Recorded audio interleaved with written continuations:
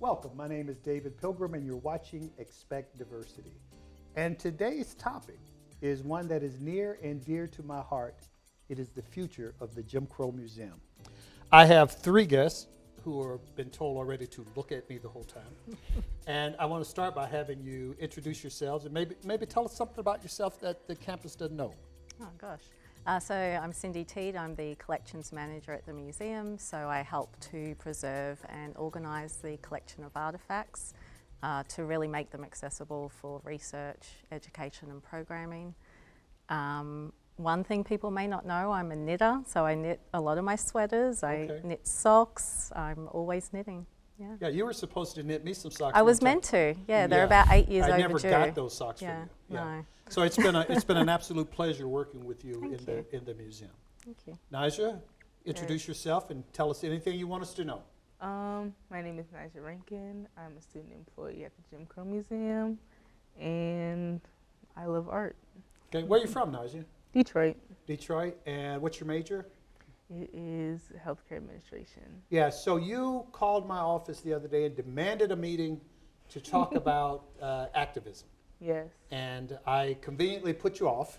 I didn't put you off. So that tells me that you have an interest in being an activist. Where do you think that comes from, and what does that mean? Being an activist is just being aware of everything around you and making sure that injustices are made aware. Yeah. I think most time when people think of activism, they just think of people out with signs and whatever, but it's really just doing the grind work to try to produce change, right? Yeah. Yeah, it's been a pleasure having you work in the museum, and I hope it's been a great learning experience for you. Yes, I love the learning part. Okay. Chris, you and we just met, and so I'm assuming that we can now introduce you to some other people also. So who are you, and tell us a little bit about yourself. My name's Chris. I'm a pre-med student, technically an unofficial tour guide of the Jim Crow Museum, and I'm also on the board of the MMA club here. Okay. So you said, well, let me ask you this. So how did you get, you're pre-med, right? Yes. So how did you get interested in learning about the Jim Crow Museum? I just love history, really. And when I found out that there was an actual museum here that is very different from any kind of museum that I've ever been to, whether it was in Ohio or Detroit, I got invested, and as soon as I got invested, I realized there was a lot of potential there. A lot of people here don't even know that they've never even toured it, or they didn't even know it existed. So that's kind of how I got involved with it. And of course, that makes my heart feel great when you say there are people on campus that don't know we're here. So. Obviously, though, they do see this building going up, right? Yes. So when you say that you've toured, you mean the current the current facility over in Flight? Yeah, the one down in the basement. Yeah, and you said you toured. So who did you tour? Mostly friends and family that have come and gone from the actual campus. Okay. So what was that like, walking through there? I think that aside from what we've been normally taught, which is important nonetheless, such as like the fountains that are labeled white versus colored, we all kind of know about that from our actual experience in school. But showing the other side of it through all that hardship that African Americans went through, and them actually making something of it, making light of it, and turning it to an advantage, that was something that definitely caught people off guard, like Aunt Jemima, for example. So I think Chris may have some potential as a tour guide. Absolutely, yeah. Well, let's talk about the museum. Let's start with why the museum exists at all in its current place, and also why it would be moving. So what's the purpose of the museum? Yeah, so this is mostly your story, so correct me if I get anything. I will correct you if you're correct wrong. me if I get anything wrong, but you started collecting as a young boy in Alabama, and then when you came here to Ferris as a sociology professor, you were using the artifacts to teach in your classes. And really, I think making students confront the realities of the history, because I think too often, particularly as a country, we're expected to shy away from these difficult conversations, so you're bringing them into the classroom, using them as teaching aids.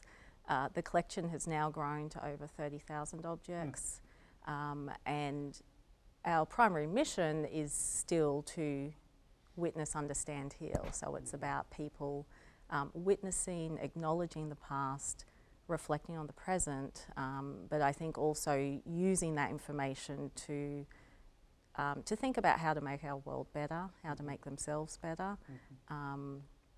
And you know, we continue your original mission from all those years ago, which is using primary objects to teach people about this difficult history and hosting those conversations. So you, by the way, I'm looking at this picture, which makes me feel 100 years old right now. Although I was already turning gray, so all right, that's good.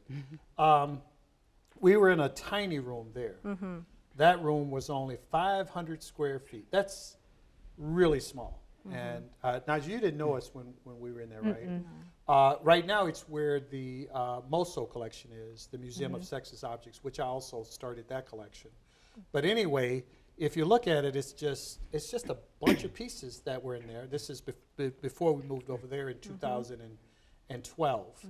And so what's going on here, by the way? Naja, what's happening here if you look at that? This is the timeline, so it's kind of the story of us. I think we do pre-colonialism, and just takes you all throughout until like the Jim Crow era. Yeah, and that's one of the groups that would have come in there. And one of the things I worried about was that the generation of African Americans before me would not appreciate this. That they would, I don't want to say they wouldn't get it, but that they would see it as a shrine to racism, or that it would bring up memories that they wanted to let go. And so bringing in, you know, people from Second Baptist in Detroit area and some other places, and just hearing them say, "Hey, we appreciate what you're doing here." It just, you know, it just melted our hearts. And of course, the next place, which we'll talk about in a bit, will really do that. So when I come in the museum, sometimes you're sitting at this little table, Yes. and you're multitasking. So, oh my goodness, look at that guy. We're going to stop with these because I'm going to not interview you guys if I'm going to keep looking at these images. So what are you doing at that table? So I am doing things like digitizing the artifacts, putting them in our online system, making sure they're in the right location and things like that. And when people come into the museum, so let's say that Chris walks into the museum, introduces himself, what do you say to him? Oh, I say, hello, that's it. That's it? Yeah. That's it? If they're do you welcome. get questions from people when they walk in? Yes. So what are some of the questions then? Typically, it's at the end because it goes around in a circle. And a lot of times they just ask me when it started, how did it get here? I get why did we choose Ferris a lot? And then I get a lot of questions on specific objects. So I'm really curious if what your answer is why is this museum being built in Big Rapids, Michigan, the metropolis of Big Rapids, Michigan, and not at a historically black college or Washington, D.C., or Jackson, Mississippi, or someplace with a larger African-American population? So what do you say to that? So one thing I say is that it's here because it was able to be here. So you just had the opportunity to bring it here, and it was perfect. You got to branch out and things like that. Yeah. So it just was able to be here. Yeah. So have you had any difficult discussions since you've been in there? No, not really. Not really. A lot of them are positive. A lot of them is more of just a reflection. They needing somebody to talk to. But that's a little bit different sometimes than what we see when we go on the net.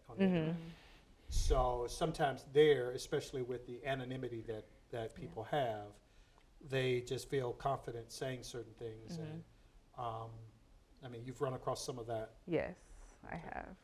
And that's okay. I mean, we are a space of reflection, and people can have different points of views, right? Yeah, I remember a time when the United States was a place where you could argue civilly. Anyway, be that as it may. All right, so let me ask this question. Chris, you can't help us with this one yet, okay? All right. Are you glad to be leaving our current location? Yes. All right, so why are you glad to leave our current location? I'm excited for so many reasons, but I think first and foremost as collections manager, it's about moving into a purpose-built facility where we have better storage and preservation conditions. So Okay. we're able to be better stewards of the collection. But the space also gives us an opportunity to expand our programming. So I also see it as a way to share our work more, not only by offering new things or expanded things, but really to connect more with our campus community as well as our broader community. Yeah, so you remember a very bad day or two. And I remember, I think we were standing next to each other. We have been informed that, well, why don't you tell us? So being in the basement of the library, we've had a few water incidents.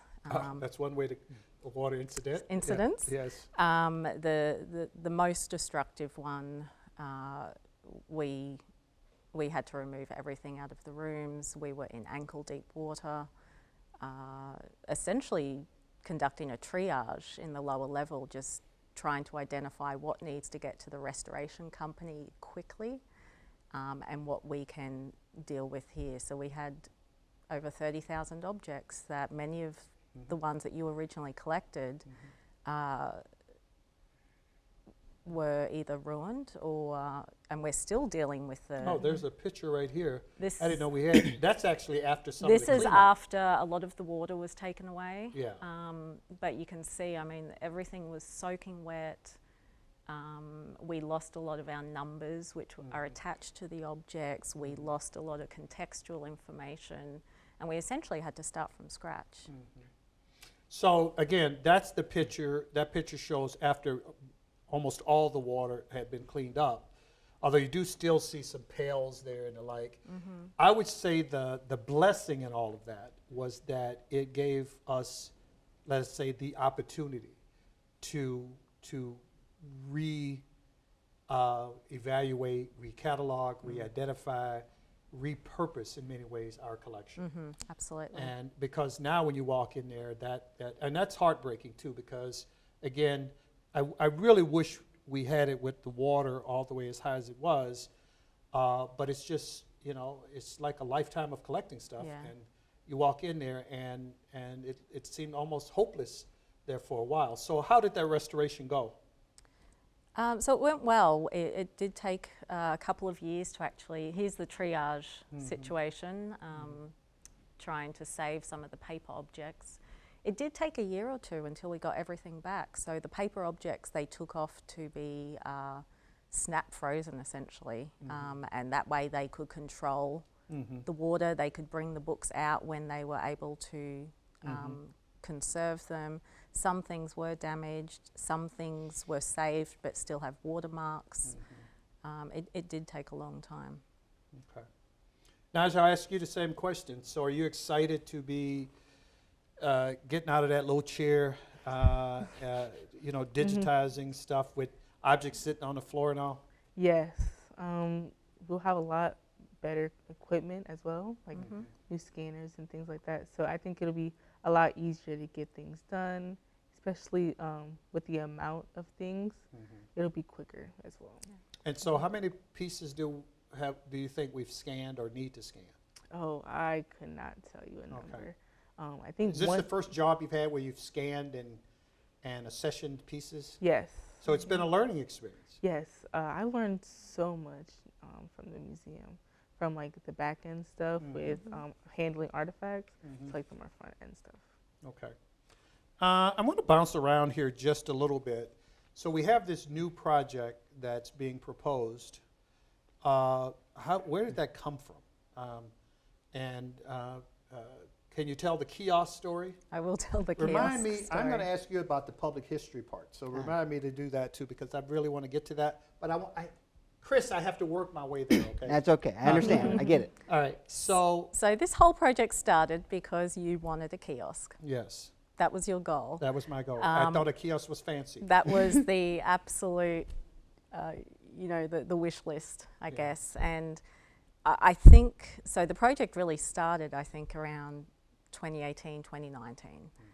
We started having those discussions, and we knew that where we were wasn't ideal, not only from the facilities side with the water, but we also just don't have enough space to do our work with the collection, but also host people in the space. So I think that conversation about the kiosk got us thinking, well, maybe we can do a little bit better. And we did go through several iterations. Originally, we were thinking of having the museum separate from the collection storage and archive. We realised that that just wouldn't work well logistically, and it also isn't a great way to serve our audience.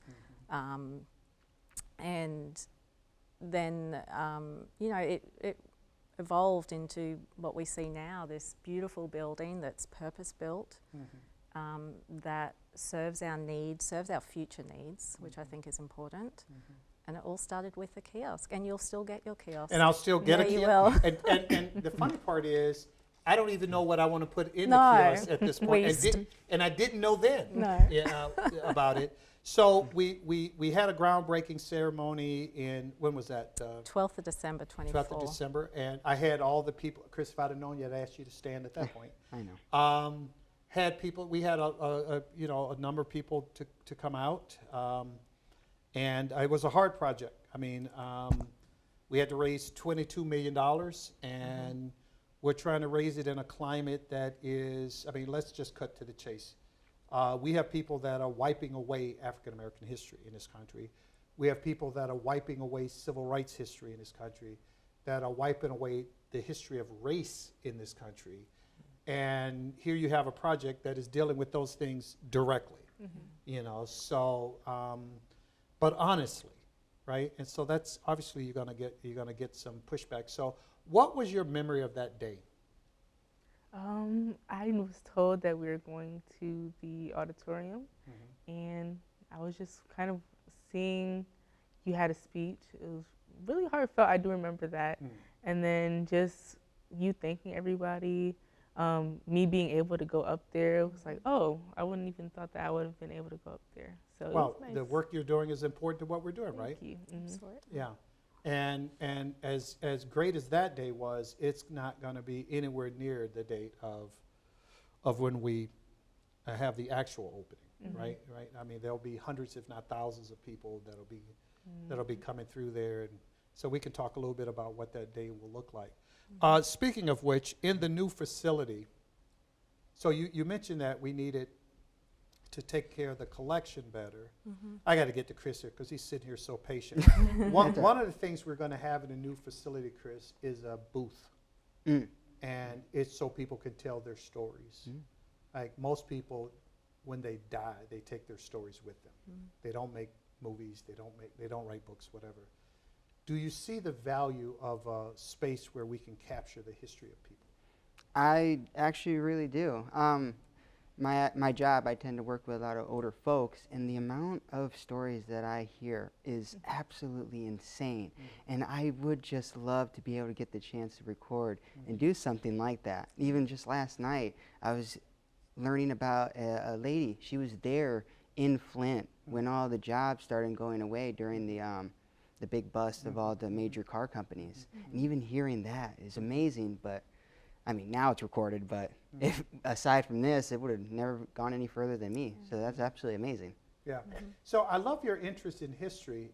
What I really love is that you're not in the social sciences, you're not in history, you're in pre-med, and yet you see the value of having an accurate understanding of the past. I really love that.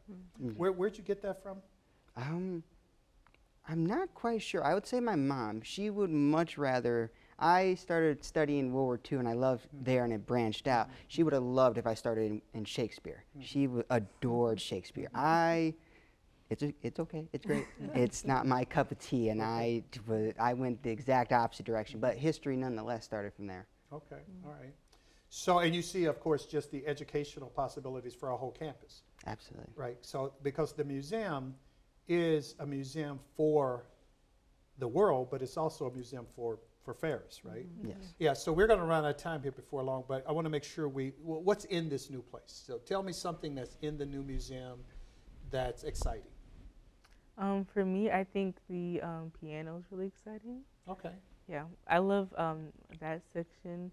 just because it kind of relates to a lot of the stuff that's embedded in our culture today. Mhm. So I really like that. I like that it's going to be a lot more immersive with pushback and just not so much reading, to be honest. It's Okay. able, because I feel like sometimes it's kind of hard to read everything because there's also like there's a bunch of objects with reading in it, and a lot of people they kind of focus just on the objects rather than actually like going through and reading the stuff.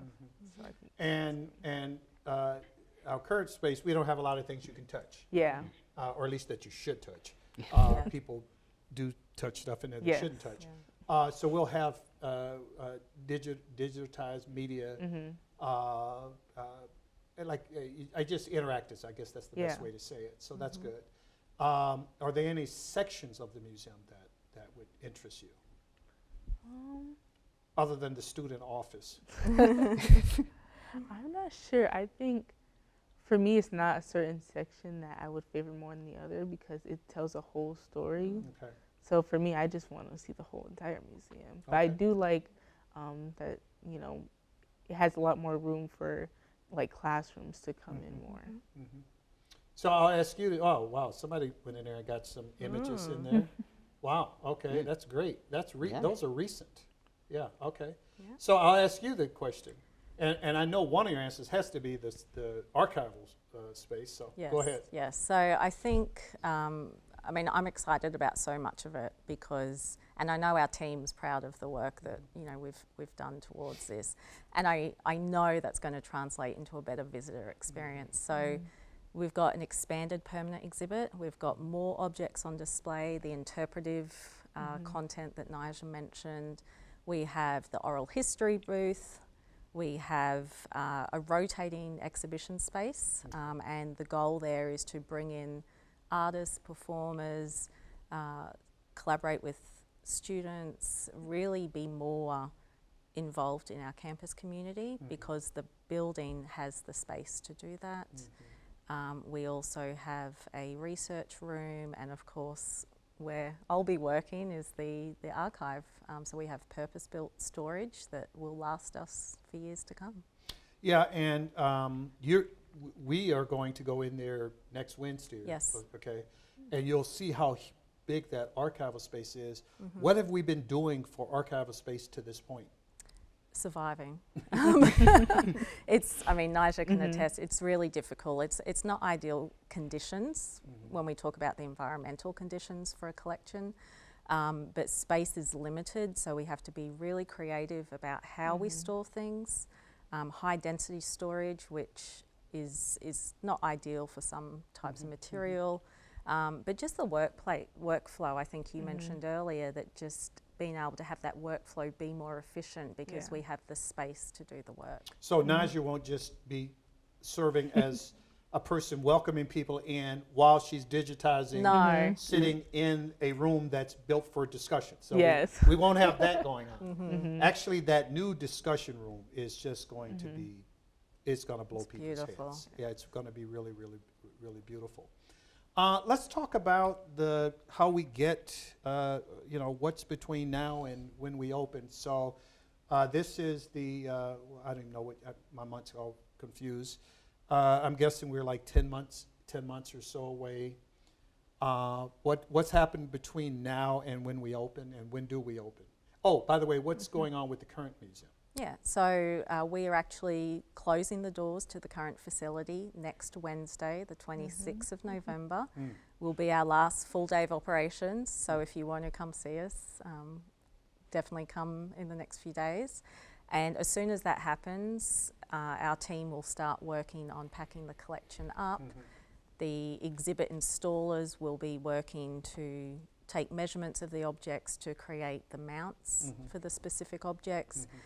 We will start moving objects in April, and then the goal is to be open, the doors open to the public in a new, refreshed way, fall of 2026. Yes, so if Chris and Naja, you're getting paid, so we know you're going to be there. But if Chris wants to become involved in the move, what are the options he Yeah, has. absolutely. So one of my goals is to get the community more involved, particularly students. So if you go into the university-wide notices, I actually have an advertisement there. We're looking for volunteers. We have many different shifts available, so they'll be working with the collection and helping us pack up. So if you're interested, or if your friends are interested, check that out. Check our Facebook page out. This is some of the information. We would so love to have people help us, and because we are part of the community, we are part of the campus, and have Well, people we help. know Chris will volunteer because he was already volunteering. Yeah. He was. Even without our knowledge. I was really hoping for a paid position, Well, but I we are- guess I'll keep We're going to do volunteering. some of that too. So, yeah, we're going to do some of that too. So we're going to have a big opening, and not just like a one speech kind of thing, but over 2 days. We will have speakers and tours and panel discussions and people get to know our partners. I mean, Howard Rivas, who are the design firm out of DC that helped us with the what do you call it? Every time they put up a picture, it just makes me try. Oh, that's Pixar. Those people right there came from Pixar, and we helped studio? with the movie Soul. Oh, Oh yeah, we've done a lot. Really? Chris. Yeah, yeah. Come on now, catch up to the train. I'm brother. trying. I'm All trying. right. You didn't even invite me to the groundbreaking thing. I'm trying.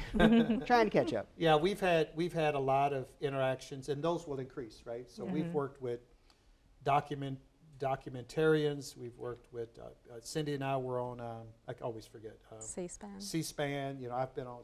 I don't want to sound like we're being immodest, but there are people who have heard of us, Chris. Is the point. And once this opens, it'll be national and international news, and people will come from all over. So we're going to have singers, we're going to have some jazz, some gospel, going to have some good old food from down home. So it'll be great. Well, we're running out of time. I'm sorry I talk so much, but I want to give us quickly a chance to say a few things. So Chris, we'll start with you. Say a few things About the museum, the experience, the work we're doing, anything. I really am happy that you guys are actually doing this. I had, as we pointed out several times, have had no idea that any of this is going on except for when I took a class and right outside my window the construction was going on. So this is actually really amazing, and it'll be a great opportunity because I won't have to try to convince people to go down into a basement. Instead, I can have them go into an actual museum.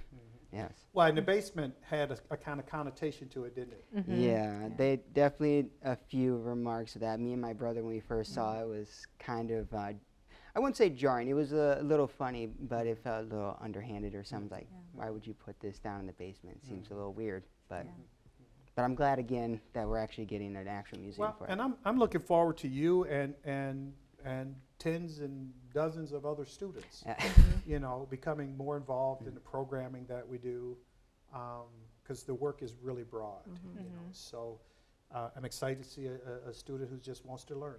Yeah, Nija. I'm excited. It's going to get a lot more people knowing about it because I also get the critique about it being in the basement. And I just love being able to acknowledge the past and, you know, be reflective to like the stuff that it refers to today. Okay. Cindy, really quickly. I'm just excited for our future.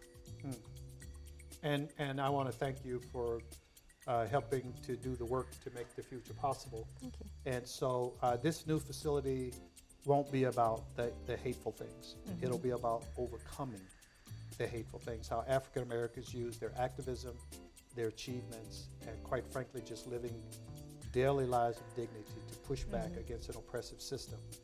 And there is no time in my life where a museum was more needed than right now. I agree. So thank you for being on the show. Thank you. Thank you.